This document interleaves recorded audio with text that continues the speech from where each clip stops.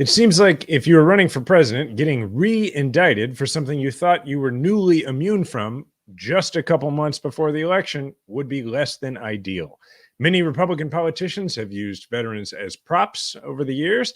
Sadly, Trump is treading a new path by doing it at Arlington Cemetery. Are we going to have like a debate in this campaign or aren't we? It's really up for grabs. We're not sure. We're going to talk about it. For the first time in my life, the Republican presidential candidate's position on abortion is in doubt. Welcome back to the podcast for the 54% of Americans who regularly vote for progress in every election and want to convince their friends and family members to join a majority. This is Majority 54. All right, Jason, the big news of the week. I mean, it seems like there's a lot of big news, but the biggest is that Jack Smith re-indicted. Is that our term of art here? I think I may have made that up, but I'm not sure. So he essentially just took the same 4 charges against Trump and adapted them to avoid what he imagines are going to be legal issues stemming from the Supreme Court decision, and basically stripped them of official acts like ordering the Department of Justice to steal an election, for example, which I guess is legal in this country. It's good to know. And he basically refiled them.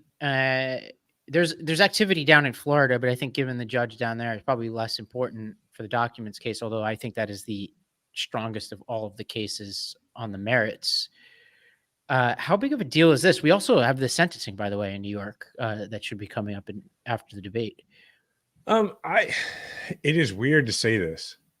I am not sure that the Republican nominee for president getting indicted at the end of August, close to the beginning of September in the presidential election year is that big of a deal. It should be a really big deal, but the reason I'm not sure it's a big deal, well, let me couch this. Well, let me get in my time machine, Jason. Let's pretend like you don't know anything about this election.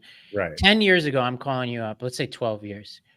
And I'm like, the Republican nominee was almost assassinated just a few weeks ago. And he has been now re-indicted. And these indictments are not the only indictments by a long shot that he's had. And actually, there's a good case to make that none of the stuff I just mentioned is going to matter in this election. Is there any plausible scenario in which you think that could be true? You'd be like, you need to stop reading knockoff Tom Clancy novels, because I would never want to ascribe that to Tom Clancy. That would be disrespectful. It must be some sort of knockoff situation. But I think that it's not that it's not a big deal. It's clearly a very big deal for Trump. It's why he's running for president, is to try to avoid going to prison in any of these cases. But the reason I think it's less of a big deal is because at this point, this campaign is about persuadable voters. And I just am not sure that there are that many persuadable voters.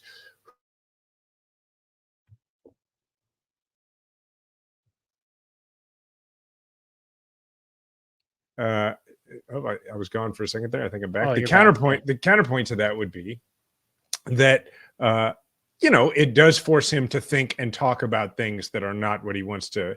It's not the message he wants to be on, clearly. I don't know. What do you think? Well, I think it matters inside, within the space, between his 2 ears, it matters, which is, right. His lack of emotional and mental stability is driving his campaign off of a cliff. And there is, I think, some valid speculation that perhaps what's going on is that he thought he had this campaign in the bag, which meant that he thought he could beat all these charges, but now he's in a real race and doesn't know what to do and is flailing and lashing out because he's not just afraid of losing, he's afraid of losing and going to prison. And I would imagine this is relevant to that calculus. Let's be real. If he loses this election, he is probably going to prison. Yeah. I mean, not for losing the election. I mean, that's the clip that the Trump people would like to take from this. Yeah. It's because there are a lot of cases against him, and many of them are very strong. It is hard to imagine that some of these cases would not, it's probably pretty unlikely that the sentencing he's about to have is going to include prison time. I mean, it's first time offense, it's that sort of thing. But the next ones are not going to be first-time offenses, first of all. And second, they're much more serious federal level, conspiracy-oriented crimes. The reality is, if he loses the election, he probably will do prison time if he lives long enough for that to happen. That's a real thing. Weighing over. Yeah, I actually think the worst thing for him, worst scenario, is he loses the election and they somehow pry that case in Florida from that judge's hands, because that case is open shut, and it's open shut conspiracy. Like if you, it's hard to follow anymore because it's hard to motivate yourself to read the fine print on a case that you just know is not going to go anywhere unless we win this election. But if you read it, it's like, not only did he keep the documents, not only did he keep and hide them after it was very clear multiple times that he had to give them back, but they were really, really high level documents. He was allegedly talking about them in ways that incriminate him, and he was directing his employees to cover it up. That doesn't sound great to me. Yeah.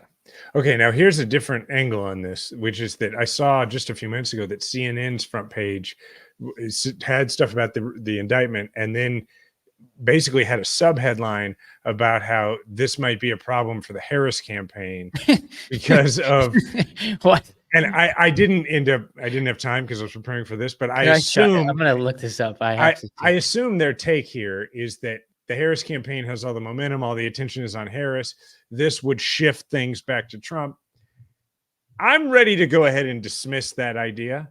The idea that the attention being, because, I started this by saying it's not going to matter much, but it doesn't help, right? Like if the headlines are about Trump being, because this is an area where him not running against Biden is yet again a problem for him, because it's very difficult for him to create the narrative that his opponent is trying to send him to prison when his opponent is not the president of the United States.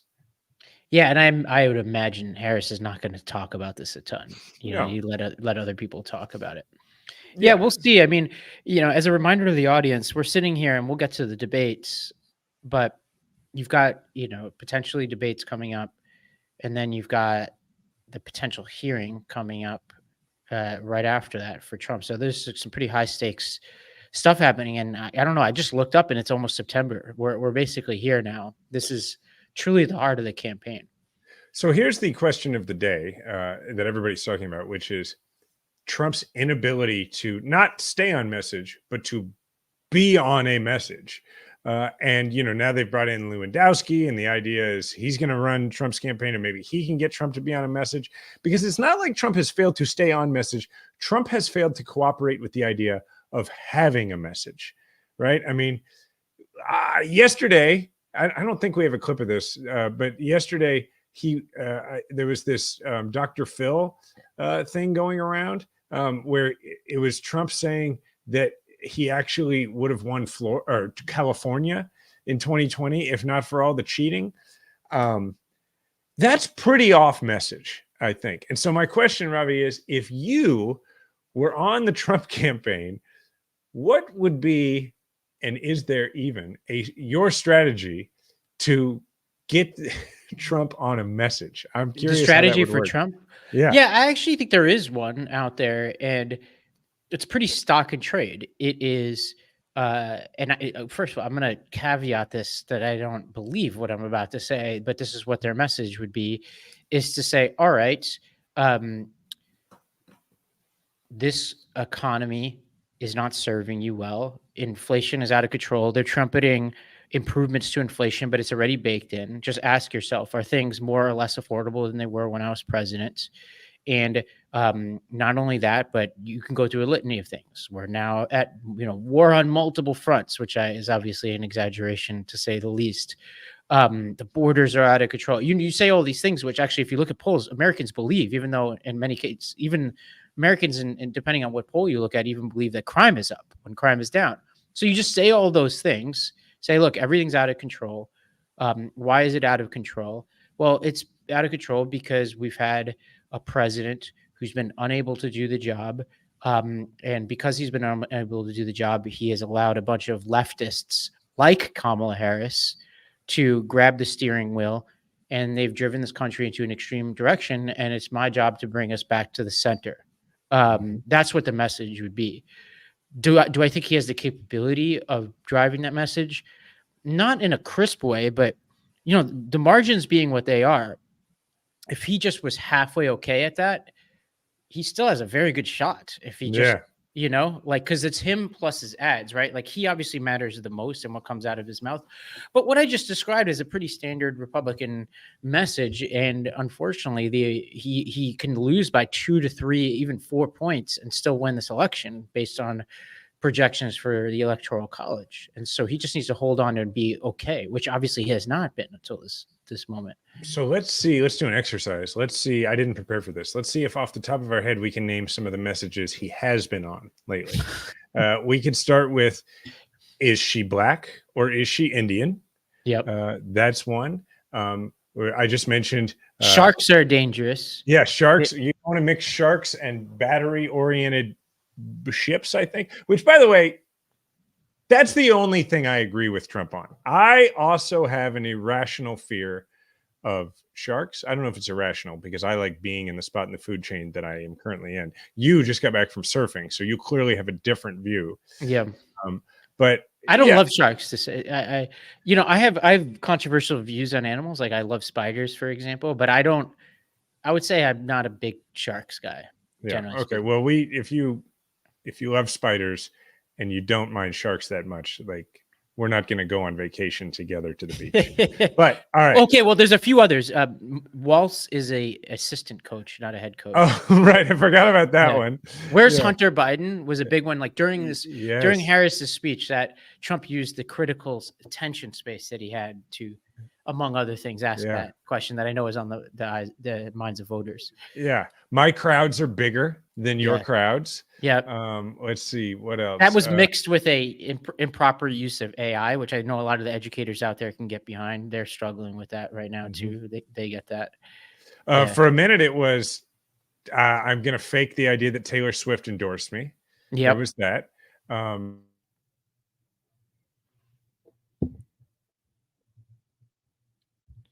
think we lost Jason again. All right. Jason, you back? Oh, there you are. Okay. Yeah, back to you. Sorry. I can, the whole time I can hear you. I don't know what it's doing. It just blanks out my screen. But anyway, we're going to get to the Arlington Cemetery stuff in a minute. Anyway, Jeremy just put for us, he said, mass deportation now, late great Hannibal Lecter. So there's all these others. But, could we let's actually talk about mass deportation for a second, because I don't think it's getting a lot of attention. So Trump is talking about deporting a historic level of people, including people who have children who are American citizens in this country.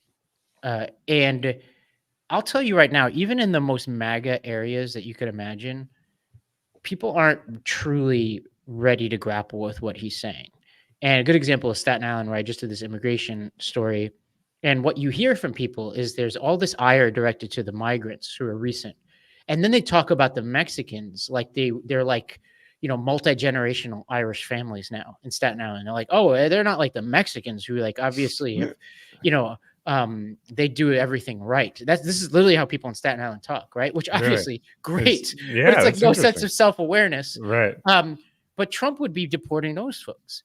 Now, even the most MAGA of places in Staten Island is not ready for that, and so what people who are in Trump's corner will say when you bring this up is like, oh, he's exaggerating for effect, and he doesn't really mean this. He's not going to actually do that. The very same people who say that Harris has all these extreme positions, you can't take what she's going to say seriously and all that as a knock, like that what Harris says can't be taken seriously. So I'm like, that seems like a contradiction. But also, Trump should own what is clearly an insane policy that is very unpopular, even on an issue for which he enjoys some popular support directionally.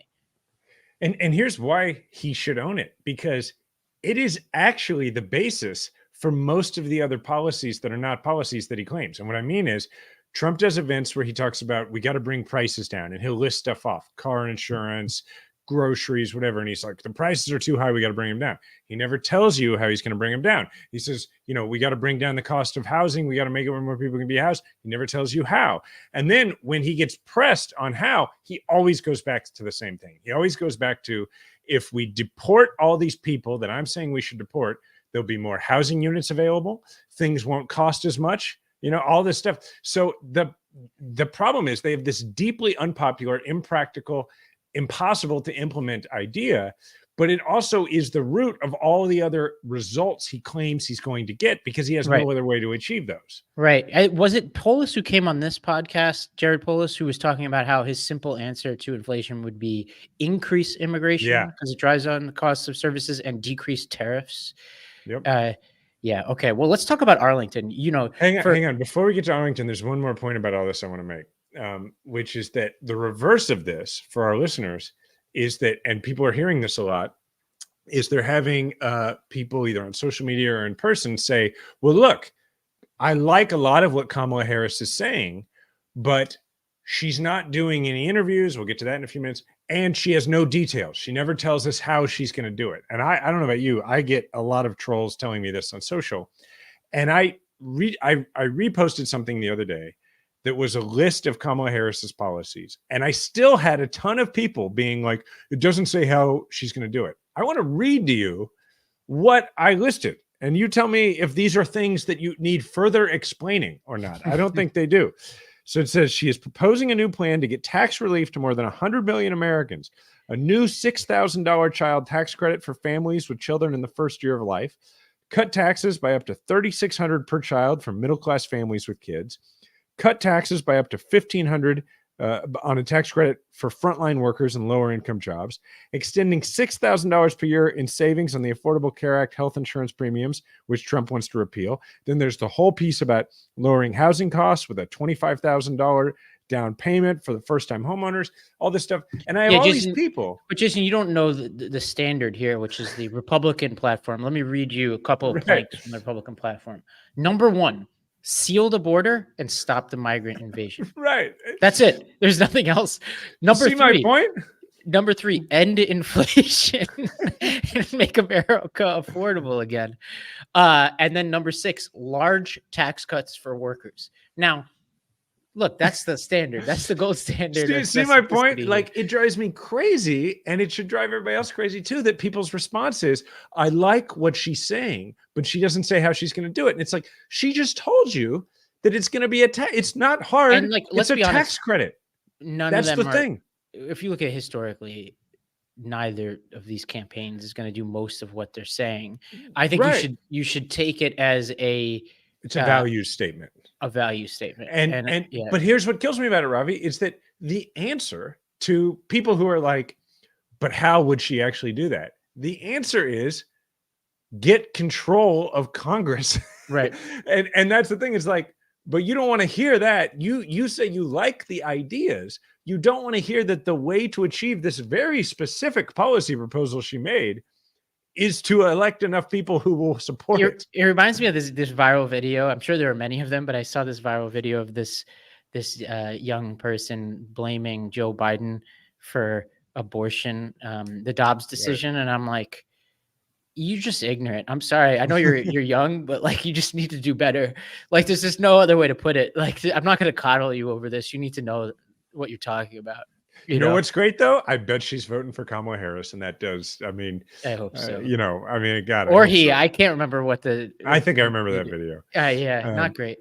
Yeah. Well, before we go to Arlington, let's go ahead and take our first break, and then we can whet people's appetite with. We were going to go to the Arlington controversy. This show is sponsored by BetterHelp. Kids are always learning and growing, constantly exploring the world around them with a sense of curiosity. But as adults, we sometimes lose that drive to learn new things. Have you ever thought about what you'd love to learn if you had time? Maybe it's gardening, picking up a new language, maybe it's salsa dancing. Therapy can help you reconnect with that part of yourself that's eager to learn and grow, because your back to school era can come at any age. Whether or not you've been in therapy, you know how powerful it can be to develop new skills, set new boundaries, and just get better at life.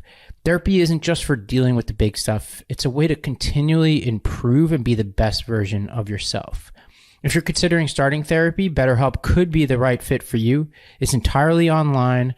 It's designed to be flexible and convenient to suit your lifestyle. And you could start by just filling out a brief questionnaire. You get matched with a licensed therapist, and you could switch therapists anytime at no additional cost. So rediscover your curiosity with BetterHelp. Visit betterhelp.com/M54. That's betterhelp.com/M54 to get 10% off your first month. That's BetterHelp, HELP.com/M54. Look, sleep is so important, which is why I love my Helix mattress. With everything going on in my life right now, so many projects going on. We got this election, which obviously could be a bit stressful, very demanding schedule. It's incredibly important for me to get a great night's sleep. And that's why I love this Helix mattress that I've had for over 2 years. And Helix has they have 20 unique mattresses, including the award-winning Luxe collection and the newly released Helix Elite collection, mattress designed for big and tall sleepers, and even a mattress made just for kids. So how will you know which mattress to pick for yourself? Well, you could take the Helix Sleep quiz and find your perfect mattress in under 2 minutes. And your personalized mattress is shipped straight to your door free of charge. I took the Helix Sleep Quiz and I was matched with the Midnight Luxe mattress. It's an incredible mattress, and it's something that honestly I can't live without. And so Helix knows there's no better way to test out a new mattress than by sleeping on one in your home. That's why they offer a 100-night trial and a 10 to 15-year warranty to try out your new Helix mattress. Helix has been awarded the #1 mattress pick by GQ and Wired magazine. It's even recommended by multiple leading chiropractors and doctors of sleep medicine as a go-to solution for improving your health. Helix is offering 25% of all mattress orders and 2 free pillows for our listeners. So go to helixsleep.com/majority. That's helixsleep.com/majority. This is their best offer yet, and it won't last long. With Helix, better sleep starts now. All right. Well, for people who are just tuning in for the first time, Jason, you served in uniform in Afghanistan, and I imagine that could be relevant to this discussion. Sure. But you want to lay out for us what we know about this? Yeah, I mean, okay, so Donald Trump's campaign went to Arlington National Cemetery to participate in a wreath-laying ceremony. What is quite clear is that I think the reason that the campaign decided to go is that yesterday was, I believe it was yesterday or the day before, was the anniversary of the Abbey Gate bombing, where 13 American service members were killed during the withdrawal from Afghanistan, just a few days before U.S. troops permanently left Afghanistan. While there, Trump took a picture. It's a strange picture of him at the gravesite of, I believe, one of those, I think it was one of the service members from that incident, from that attack. With one of those deceased service members and with their family. So with the gravesite, and in that section of Arlington Cemetery where it's called Section 60, it's a law that no one is allowed to take photographs. Particularly, there's no partisan activity, no political campaign activity at that spot. Now, it should be said that this family clearly consented to it. They did the thing where they did the thumbs up thing with Trump at the gravesite. But within the photo, you can see the many other families that are there on that day, visiting the gravesites of their loved ones. You can see another fallen service member's tombstone right there in the photo, like within where everybody is standing. And NPR reported that 2 members of Trump's campaign had a verbal and physical altercation. So I guess this was 2 days ago, Monday, with the officials from the cemetery who were trying to prevent them from doing this. So that's what happened. And interestingly, none of the news seems to be talking about the fact that he's clearly there to try to. This goes back to our whole he can't even be on the message he wants to be on thing, trying to draw attention to what is widely considered the I don't know. Yeah, failure. The many failures that went into the withdrawal from Afghanistan and the many problems with it. Yeah, well, let's add to this to the list of Trump's message issues. Let's pretend he executed this event perfectly. What? Like, I don't get it. Like, what is there any allegation that Harris was that involved in Afghanistan policy? I'm not aware of it. And do we think that the voters, like, they're the undecided voter is on the fence heading into the booth and is like, it's going to be the Afghanistan withdrawal and Harris's role in it. This feels like a very Biden centered. Yeah, this was probably pre-planned. It has to have been, right? Yeah. Like, I'm like, you're not running against Biden. This actually would have been an interesting hit on Biden because, as we covered back then, a lot of the trouble for Biden began with the horrendous withdrawal from Afghanistan. And I think he deserves a lot of criticism for that, as I imagine you believe as well. Yeah. But it's hard to make that stick on Harris. And you've got 2 months. Like, this does not feel like the right move. And then you mix in the fact that it unearths a lot of inconvenient discussions for Trump. Everything from the bone spurs to what his own generals have said about him and what he has said about people in uniform. Mm-hmm. It just feels like a bad use of time. Also, it gets very frustrating for me because I have said in the past, that, and look, politicians of both parties have been guilty of this. I do think Republicans have been more guilty of it, but treating veterans and service members and fallen service members as props, it's so often felt as though what they are really interested in when it comes to veterans is having their picture with them, putting pictures of them on their flyers, on their websites, that kind of thing. It also plays into this Trump thing of where he is, ever since he left the White House, he's just tried to portray himself and put himself aesthetically in positions where he still looks like he's president. The way that Mar-a-Lago is set up, like White House-ish, and then like, if you look, like we just played the video here, the video of him laying a wreath at Arlington is something that is done by presidents, usually on Veterans Day at the Tomb of the Unknown Soldier. And so they're sort of trying to replicate that here. So I can see the arguments as to why to do it, but I don't think we should put up with this kind of stuff. This thing where people, Trump does a thing where he literally hugs the flag and it's like a meme, like it's like I don't know if it's on purpose or what, but I can remember, and I'm not going to name, people can look it up if they want, but I'm not going to name the politician because I'm on good terms with this person now and I have nothing against them. They're out of politics, but I can remember at one point there was a politician who had filed a bill that was called the Fallen Heroes Act.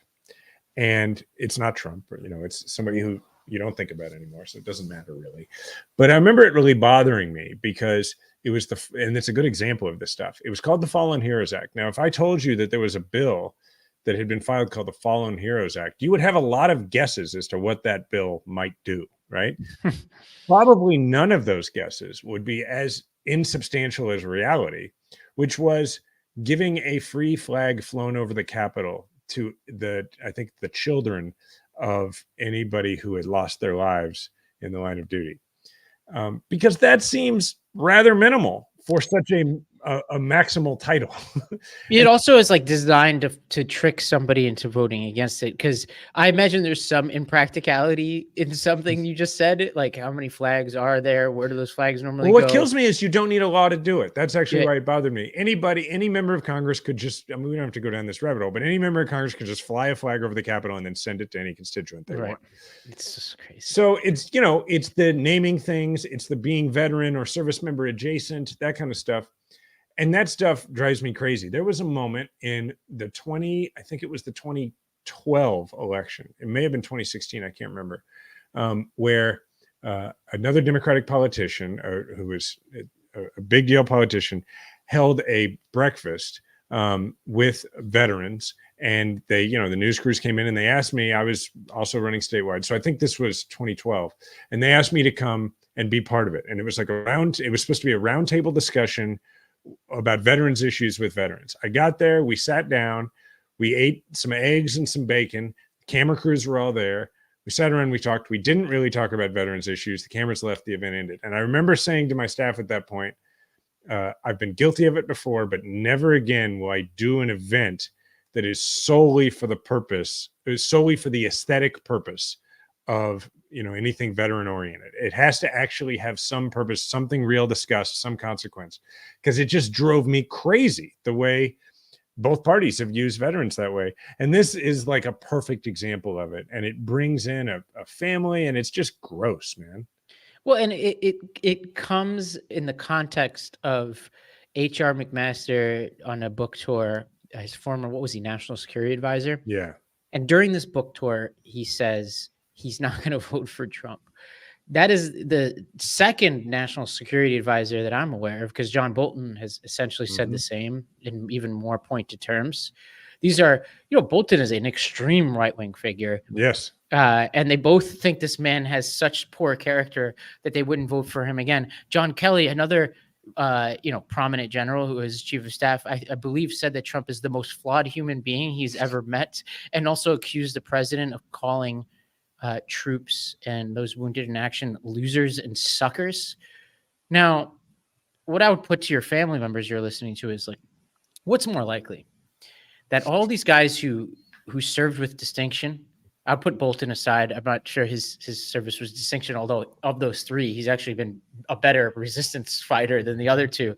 But that these people who served with distinction, like McMaster, who basically single-handedly turned the Iraq war, that these people all of a sudden lost their character and have decided to make things up about Trump that seem to resemble things that he says publicly anyway, or that Trump's a liar and lies that says horrible things about the people we should be protecting and holding up the most, and then lies about it. Like, it's like, what's more likely? I do think that these character issues do matter. There's this, I think there's this idea out there that people have made up their mind about Trump. And we've talked about this phenomenon to an extent that's true, but you got to remember, there are plenty of people who have voted on character before.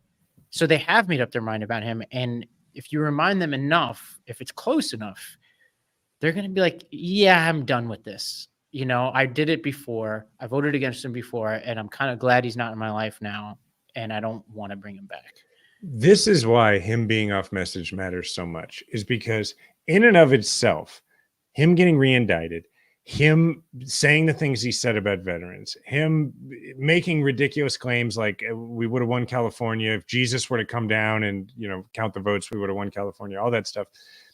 In a world where he is otherwise on message and he is driving a message that appeals to conservative leaning independents or persuadable voters, they will look past that stuff. But in a world where he isn't driving that message, those things are the message. And there even was a world, 2016, where even with that, he could sometimes get some of those people because at least it was interesting. It wasn't boring. It was different. He was shaking things up. Well, now all that stuff harkens back to the ways in which he shook things up in ways that did not make your life better. And it's not like he's doing new stuff. Like, I don't care how different you are from every politician that's come before you in the history of the nation. At some point, your act gets boring. And if you are doing and saying the same things over and over again, like, we forget that as much as we loved President Obama, even at the end of President Obama's time, there is a little piece inside the attention, the short attention span American brain, even of the most progressive person who was like, when you thought Hillary was going to get elected, that was going like, well, it'll be good to have a new voice. It'll be interesting to have a new voice. Yeah. Trump has been the voice of the Republican Party since 2015. It's wild. And it's boring now. It's like, what his antics are. They're not interesting. It's almost a decade if you think about it. Yeah. A decade. And before that, he was known to all of us because he was, a reality show guy. Well, and also you got to remember he he had a bit of a soft launch in our politics because of birtherism. If Right. you remember from 2012 on. Okay, well, let's take a break. And when we come back, we're going to talk about the debate about the debates, which is fascinating. And then, check in with the Harris Walz campaign. Drama free, just chugging along when we get back. As we see our loved ones age and experience the effects ourselves, it's natural to start thinking about long-term health, especially brain health. And one thing I've found helpful is Thesis. Thesis isn't just another supplement. Each nootropic blend is made with natural ingredients and designed to support and enhance your cognitive health. Long-term use can improve brain function, memory, focus, and overall mental performance. And it's an easy addition to your routine with a big impact. Here's how it works. You take a short quiz about your lifestyle and goals, and Thesis identifies the best nootropic blend for you. And then you receive a starter kit with 4 different blends to test over 4 weeks. And it's all about finding what works best for you. And then Thesis coaches are available to guide you through the process. Thesis offers 6 unique blends: clarity, creativity, logic, energy, motivation, and confidence, and all are made with non-GMO, vegan, and gluten-free ingredients tested for purity and potency. Thesis is the best nootropic blend I've ever tried, and I've never taken something before that feels so tailored to me. It's effective, it's easy to use, and it's backed by science. Take the 3-minute quiz to find out what your brain needs. Head to takethesis.com and use the code MAJORITY to save $60 on your first subscription order when you sign up for Thesis. That's $60 off your first order at takethesis.com. Promo code MAJORITY. That's TAKETHESIS.com with promo code MAJORITY. All right. Well, let's start with a clip of Trump. How this whole sort of debacle about the debates started was Trump was just musing about whether he's going to participate or not in an interview. Let's look at this clip.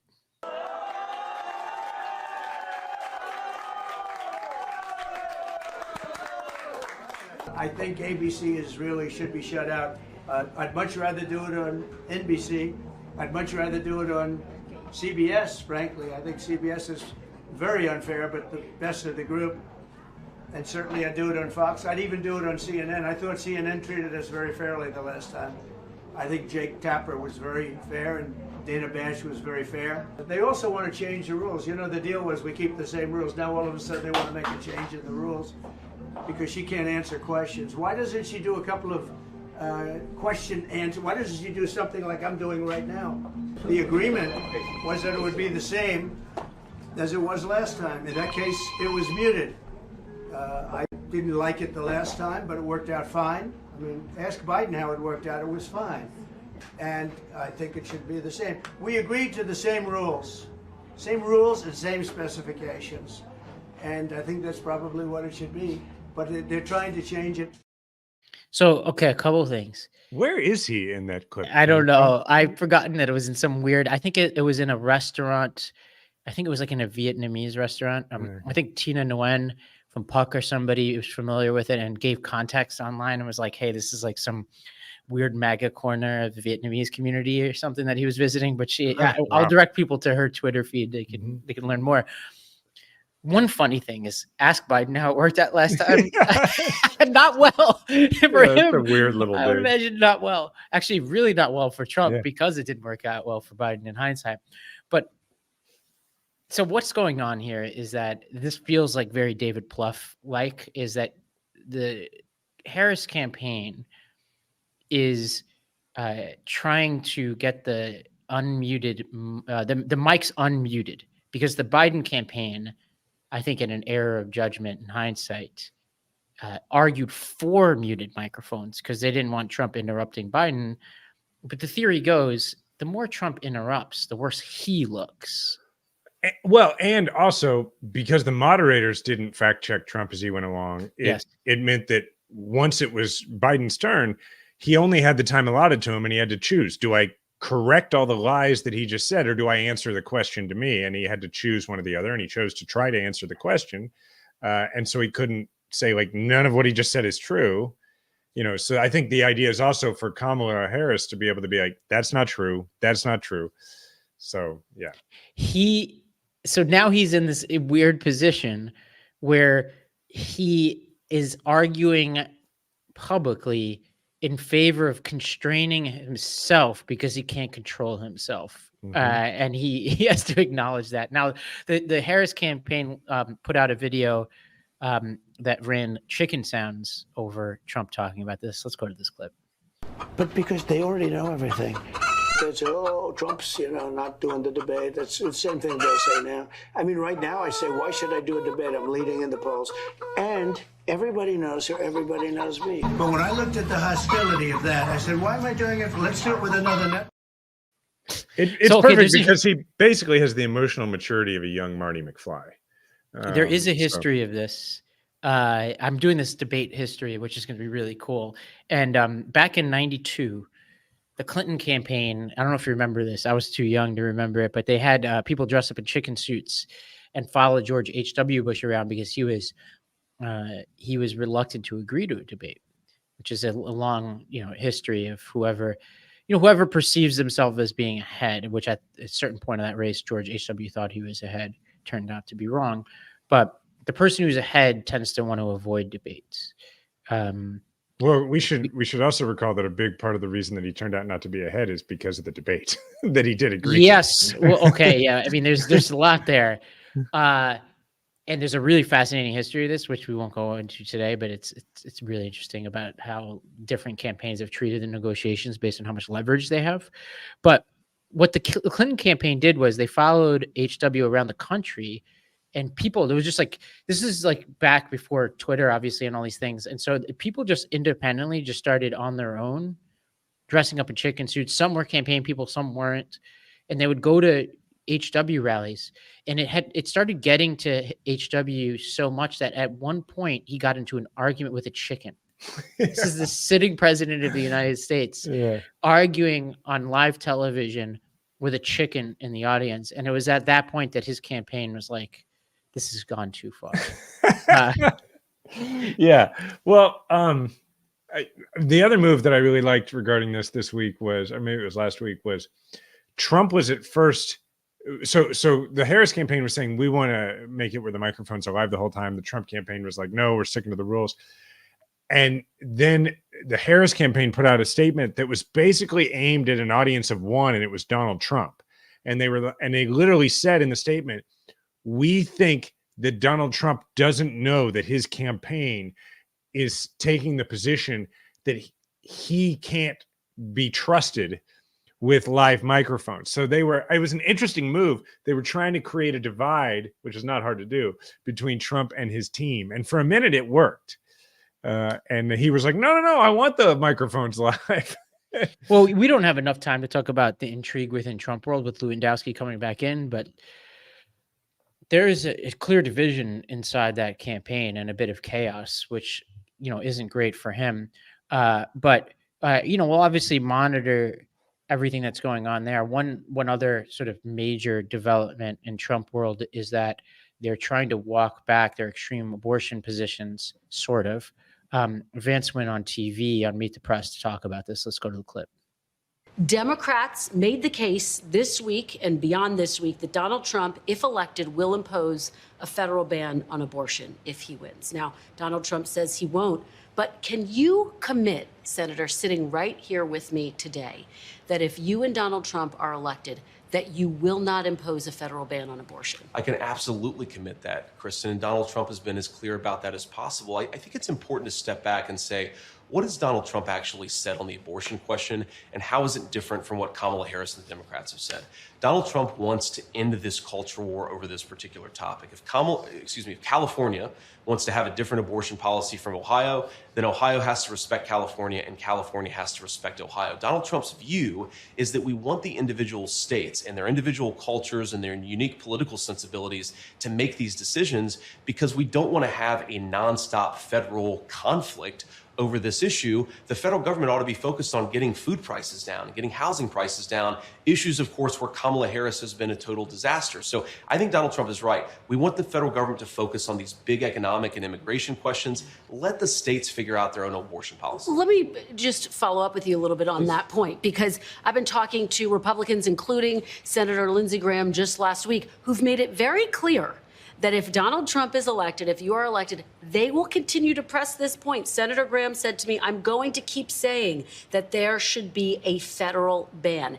If such a piece of legislation landed on Donald Trump's desk, would he veto it? Well, I think it'd be very clear he would not support it. I mean, he But would said he that veto explicitly. it? Yeah, I mean, if you're not supporting it as the president of the United States, you So fundamentally he would have to veto it. veto a federal abortion ban. I think he would. He said that explicitly that he would. Can we just, for a moment, pause and recognize that regardless of the results of the campaign, this is a rather monumental cultural shift where the Republican banner carrier has a message that would be pretty hard to describe as anything other than pro-choice. Yeah, right now. I don't want to give them too much credit because I mean, it's political necessity and they don't mean it. But the well, fact that they they're leaning recognize on they have to say it. federalism.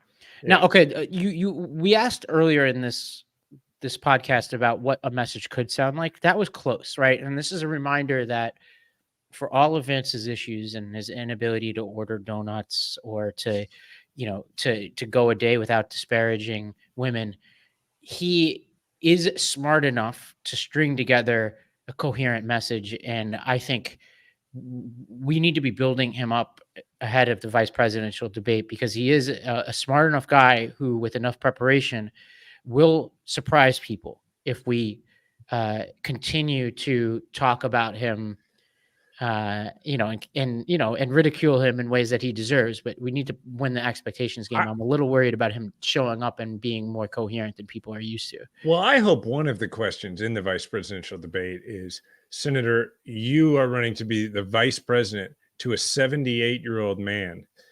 If you end up assuming the office of president and a federal abortion ban hits your desk, will you veto it? Because I promise you the answer is no. Well, because he's really running for the primary. Exactly. That would be a very inconvenient position for him. Yeah.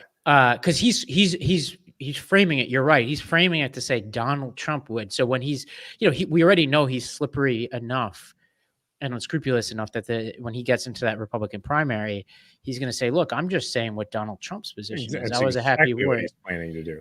But I just would like us to observe the fact that we have the kind of momentum on cultural issues where the Republican candidate for president and the Republican candidate for vice president are having to sound a lot like Democratic candidates of the past by when asked about abortion, what they're saying is this shouldn't be a federal issue. We shouldn't even be discussing this issue. And that is what we sounded like for a generation. Yeah, I do think that they need to be. Well, we kind of sounded that way, but we still were in favor of Roe. Yeah, we were. But we were like, we don't want this discussed in the campaign because we think it's a loser for us in the campaign. Right. I do think so. I think that's but what the distinction here that we need to remind everybody of is that assume what he's saying is genuine, which there are many statements to contradict what he just said, including his own statements and Trump's own statements. But even if you were to take him at his word, what he is skirting is the fact that Trump has appointed the justices who repealed Roe and allow states to have extreme positions on this issue and would even make a question of a federal ban relevant at all. And Trump needs to own that. Yeah, there was this woman named Diana Bass who tweeted, Trump and Vance are being as honest about a federal abortion ban as Gorsuch, Kavanaugh, and Barrett were on their views on Roe versus Wade. Some people will say anything to seize power. Well, can I add, though, that you don't even need to have the argument about whether or not he would veto or sign a federal abortion ban, because the Harris position is we will codify Roe. We will make it where abortion will be legal in every state. And that's what the majority of voters want. And so if somebody brings this up to you and is like, well, I'm not as worried about that because of this, your argument is, okay, so if you are saying that the fact that he won't make a federal abortion ban is an argument is in his favor, that means that you want abortion to be legal. If you want abortion to be legal, then you should vote for the president who is saying they will make it legal in every state. Right. Well, okay, I was going to have us talk about this more, but I don't want to shortchange Harris Walz. We spoke on Wednesday of last week, which was before Thursday and Friday nights of the convention, which means we never talked about Walz's speech. We didn't talk about Harris's speech. I'm just curious if you have any thoughts, almost a week later now, about the legacy of that convention? My favorite part of Harris's speech, and I have a lot of favorites. My favorite part was when she very simply looked right into the camera and spoke for all women, talking about this very issue that we just discussed and the various other ways that the Republican Party has treated women. And she just said, they are out of their damn minds. Like, I thought that was so plain and so right on. And I thought it was great. I like the line that she had about he's an unserious man whose election would have serious consequences. Mm-hmm. Yeah, that was very powerful.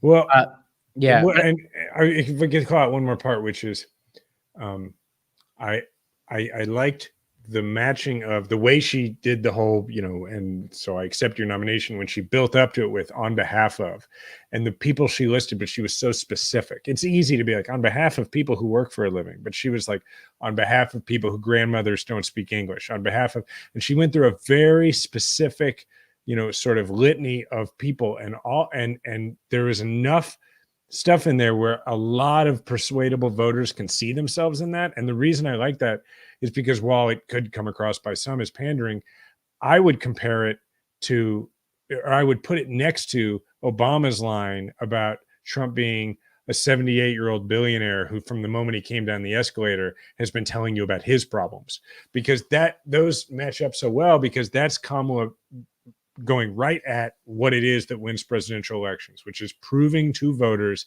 that you see them and you care about them more than you do about yourself or your party. And so I thought that was really great. Yeah, I agree.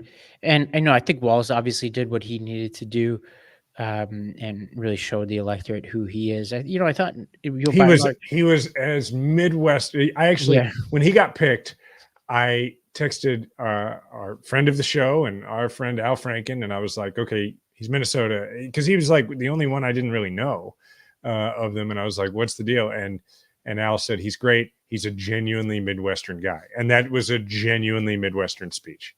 Yeah. So great convention. We'll see. We really haven't had a lot of polling yet to tell us what the effect of that was, or some of the other things that we'll talk about in a second. Can I call out a thing that I'm seeing more and more that seems to be the main line of attack on the Democratic ticket right now, which is she won't answer questions. She won't get specific. And we just saw where she and Walz are going to do a joint interview on CNN. And now they're like, well, why can't she do an interview without him there? So I think that this is going to be the thing that our listeners are going to hear. My suggestion would be a two-part answer. One, unlike Trump, she actually outlined specifics in her speeches.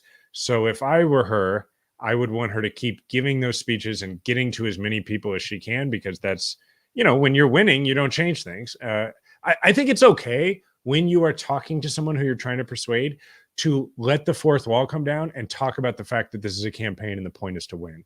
And so it's okay to say, look, I support her because I like the things that she wants to do. And as a result, I support her not wasting time with interviews and just spending time meeting voters in the key states, because the point here is to win. So you can be mad at her all you want. Her job is to win, and that's what she's trying to do. The second thing about it that I would say is to the whole, it's like, hey, she and her vice presidential pick are both new to the American people. It makes sense that they would sit down together and greet the American people together. But they are doing a bus tour of Southern Georgia. Really exciting. I'm sure that we'll learn some cool stuff there. Love Southern Georgia. Shout out to anybody in our audience who's from down there. Go check them out. We don't have enough time for this last item on our agenda, so I propose we kick it to next week, which is the effect of RFK and Tulsi, because I don't want to shortchange that. I think that's really important, and we'll probably have more data for next week. So viewers, listen in for next week. We'll tackle that. But one for us, man. By the way, for some reason, your Chiefs people are just, I guess the football season starting, they're just coming at me. I tweeted the other day about Josh Allen. Josh Allen, I just literally tweeted something positive about Josh Allen, which, come on, guys. I know there's a lot of Chiefs fans in this audience. Leave me alone.